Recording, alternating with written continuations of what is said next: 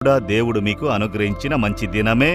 ప్రతి దినము దేవుడు తోడుగా ఉంటే అది మంచి రోజే.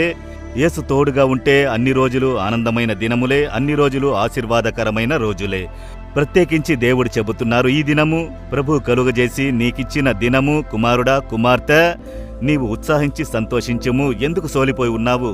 కనుక ఈ రోజంతా ఎవరు తోడుగా ఉంటారు? యేసు తోడై ఉంటారు కదా, అదే కదా ముఖ్యము. కనుక యేసు మనకు తోడై ఉంటే అన్ని రోజులు మంచి రోజులే. ఉత్సాహించి ఆనందించాలి. దేవా, ఈ దినము కొరకు స్తుతిస్తున్నాను. నేను ఉత్సాహించి సంతోషించాలి, ఎందుకంటే ఈ దినమును నాకు ఆశీర్వాదకరమైన దినముగా మీరు ఇచ్చారు. ఈ రోజు నేను అనేకమైన ఆశీర్వాదములను చూచెదను, అద్భుతములను చూడబోతున్నాను.